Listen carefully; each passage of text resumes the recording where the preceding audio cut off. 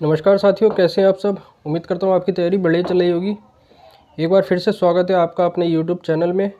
और आज मैं जो चर्चा करने वाला हूँ वो एक लेटेस्ट अपडेट के साथ मैं आपको बताऊंगा कि यूके पीएससी की जो 13 एग्ज़ाम थे, यानी कि 13 भर्तियाँ जो यूके ट्रिपल एस सी को वापस की गई हैं, उसके बारे में हम आज चर्चा करने वाले हैं। और आप सबको पता है कि हाल ही में जो एक लेटेस्ट विज्ञप्ति जारी की गई थी, एक नोटिफिकेशन जारी किया गया था यूकेपीएससी द्वारा, उसमें कुछ भर्तियों से संबंधित बात की गई थी।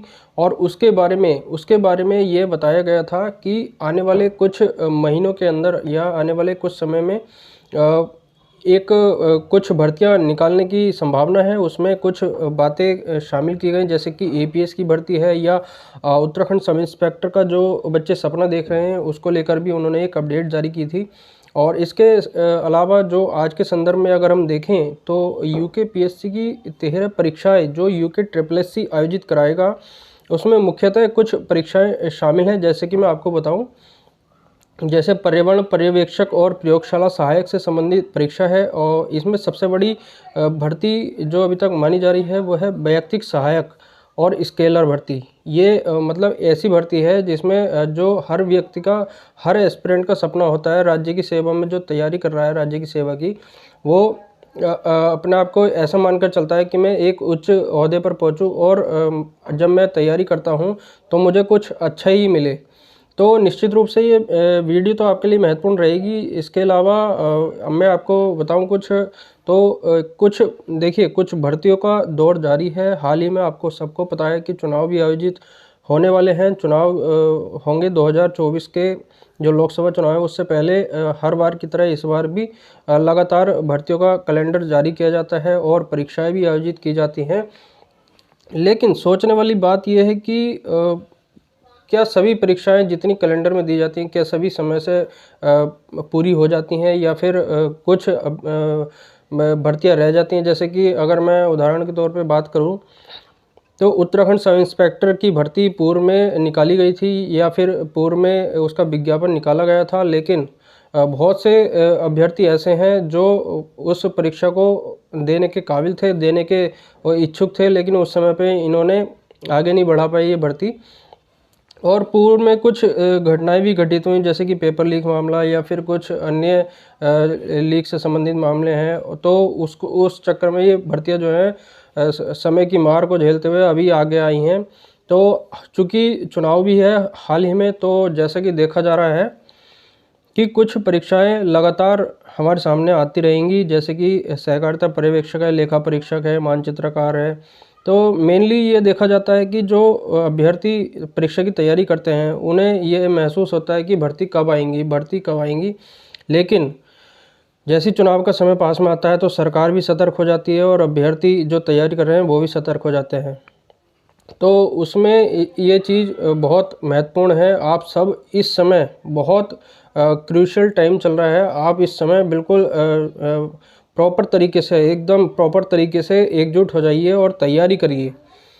तैयारी करिए, आप लगातार तैयारी करिए और एक टारगेट बनाकर चलिए। टारगेट किस तरह से सेट कर सकते हैं इसके बारे में बताऊंगा। और अभ्यर्थी की एक दिनचर्या क्या होनी चाहिए। एक जो सीरियस एस्पिरेंट है, एक होता है सीरियस एस्पिरेंट, एक होता है नॉन सीरियस एस्पिरेंट। ठीक है, एक सीरियस एस्पिरेंट की दिनचर्या कैसी होनी चाहिए उसके बारे में बताने जा रहा हूँ।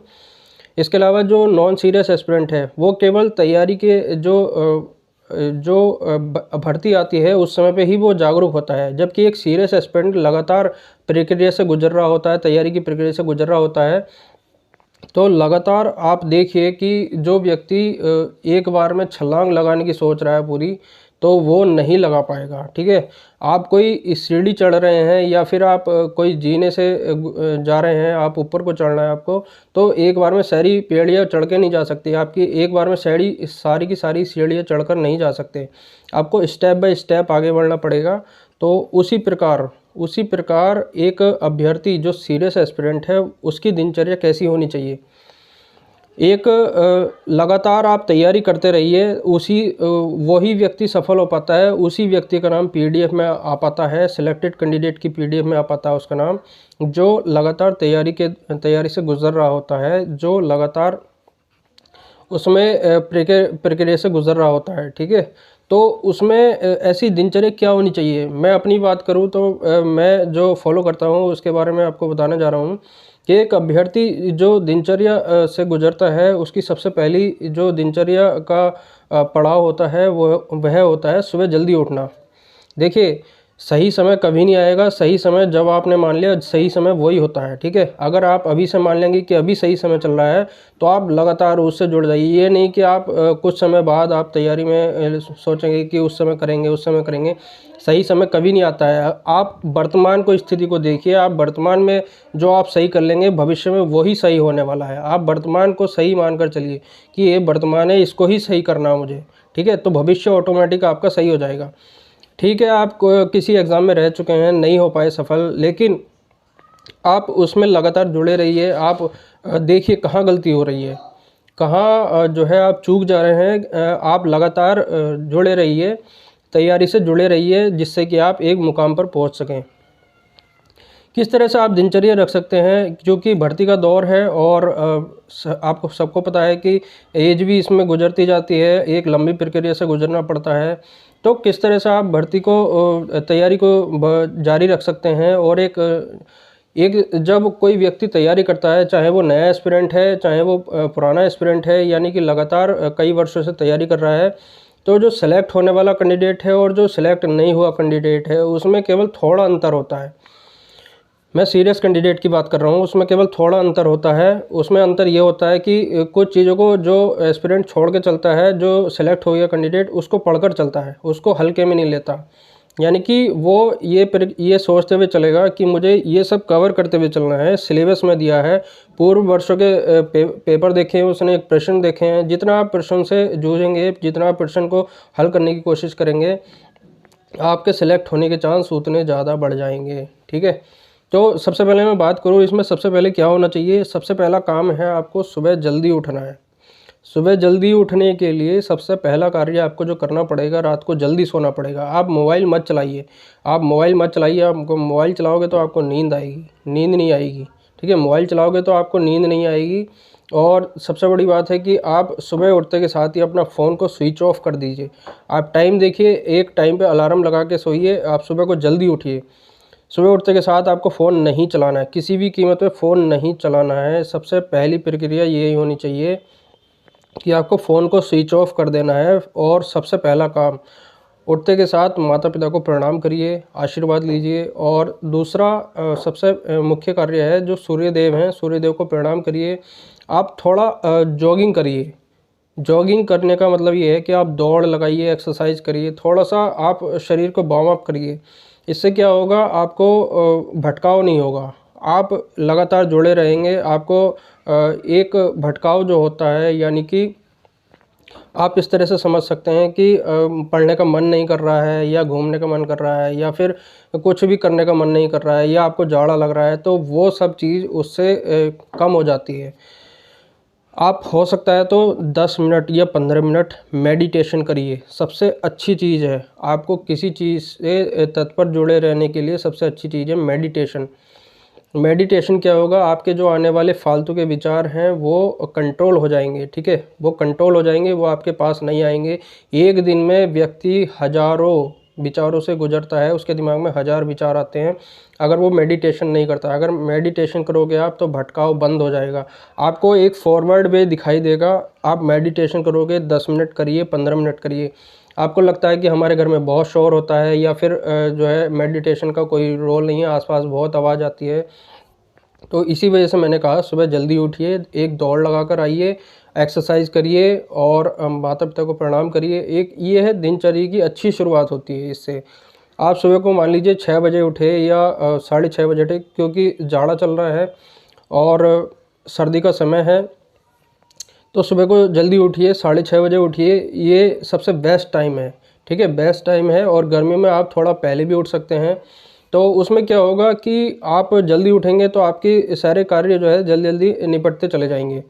एक सीरियस एस्पिरेंट की बात कर रहा हूँ, जो सीरियस होगा, तो मेडिटेशन करिए। आप मेडिटेशन में आप अगर आपको शोर सुनाई दे रहा है तो ईयरबड आते हैं। आपको ईयरबड के बारे में नहीं पता तो आप अमेज़ोन पे जाइए, अमेज़ोन से खरीदिए ईयरबड में आप ईयरबड कान में लगा के मेडिटेशन करिए, आपको बहुत लाभ होगा।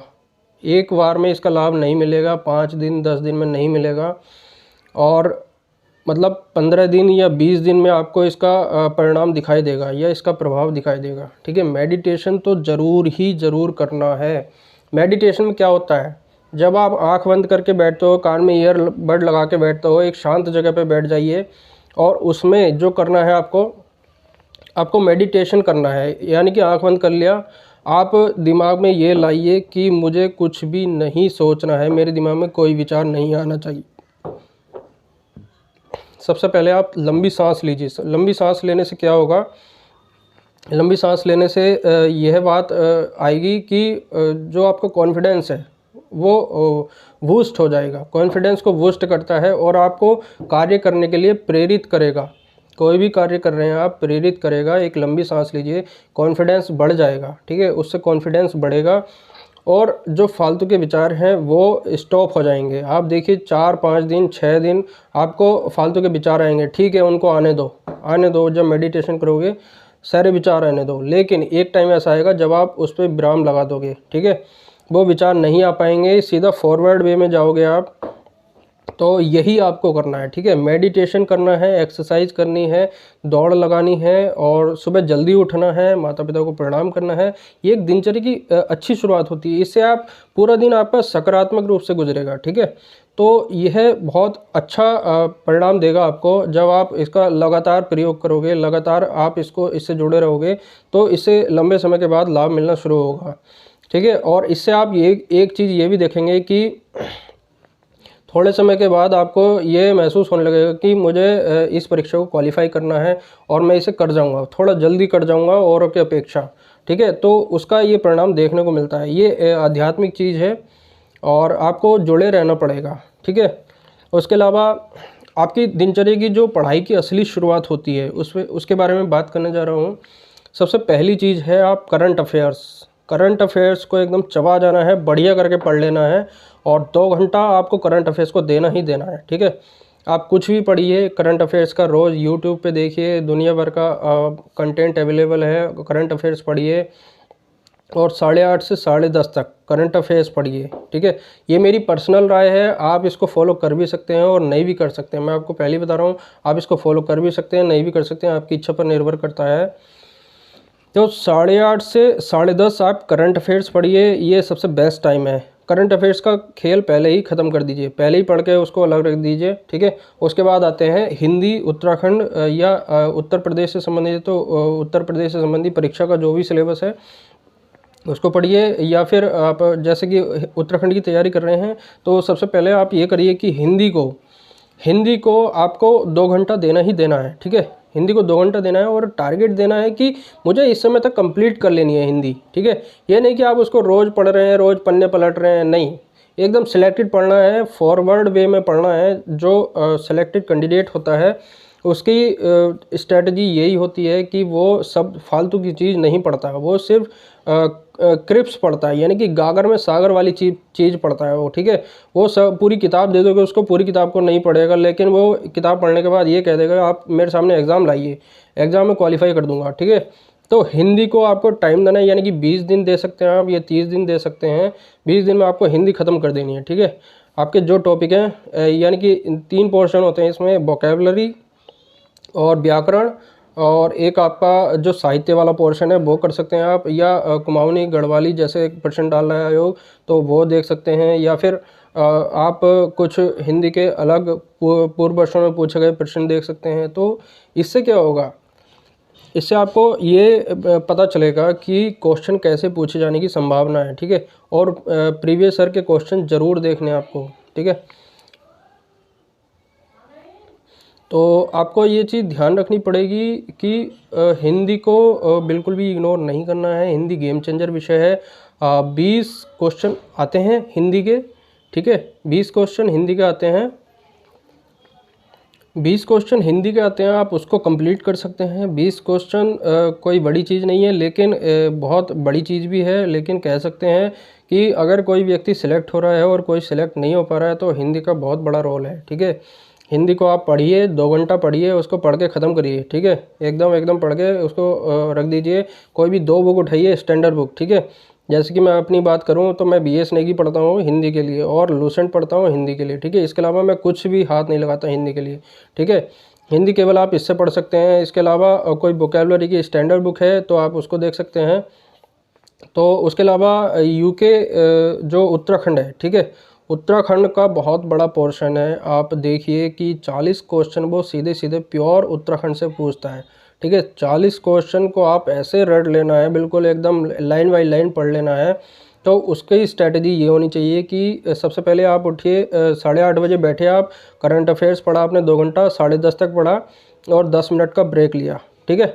10 मिनट का ब्रेक लेना है और उसमें कुछ नहीं करना है, बिल्कुल शांत रहना उसमें, ठीक है। 10 मिनट का ब्रेक लेने के बाद 10:40 से फिर से बैठना है, ठीक है। हिंदी के लिए बैठना है, 2 घंटा पढ़ना, 2 घंटा पढ़ा आपने और 12:40 तक पढ़ा, हिंदी पढ़ा। उसके बाद लंच के लिए चले जाइए, ठीक है। 2 घंटा पढ़ने के बाद आप लंच करिए। उसके बाद जो है 2 से 5, ठीक है, 2 से 5 ये स्लॉट बनाइए कि 2 से 5 आपको उत्तराखंड पढ़ना है, ठीक है। 2 से 5 उत्तराखंड पढ़िए और बढ़िया करके पढ़िए। ये नहीं कि कोई किताब को, एक वैज्ञानिक तरीका होता है, वो मैं अगली वीडियो में बताऊंगा किस तरह से पढ़ना होता है। एक वैज्ञानिक तरीका होता है, उससे चीज़ लंबे समय तक याद रहती है, ठीक है। तो 2 से 5 बजे तक आप 3 घंटा पढ़िए और उत्तराखंड का पोर्शन जो है आप कंप्लीट करिए। एक टाइम दीजिए कि आपको 2 माह में उत्तराखंड कंप्लीट करना है, ठीक है। उसके बाद केवल रिवीजन लगाना है, ठीक है। उसके बाद केवल रिवीजन लगाना है। 5 बजे आपका टी ब्रेक होगा, ठीक है। 5 बजे आप टी ब्रेक लीजिए और 5:30 से फिर बैठिए, ठीक है। 5:30 से फिर बैठिए और 5:30 बजे बैठने के बाद आप 3 घंटा दीजिए और 3 घंटा यानी कि 8:30 बजे तक आप GS के कोई भी एक सब्जेक्ट पढ़ सकते हैं, ठीक है। इससे आपको भटकाव नहीं होगा, आपको जो है फॉरवर्ड वे पता चलेगा। 8:30 बजे तक आप पढ़िए और उसके बाद चैन की नींद सोइए, ठीक है। आपको ये लगेगा, ये सब प्रक्रिया फॉलो करने के बाद आपको ये लगेगा कि मैं एक सही प्रक्रिया से गुजर रहा हूँ और मेरे सेलेक्ट होने के चांस काफ़ी हद तक बढ़ जाएंगे, ठीक है। आपको ऐसा महसूस होने लगेगा। और अगर कभी भटका होता है तो मैंने उसका रास्ता बताया पहले ही।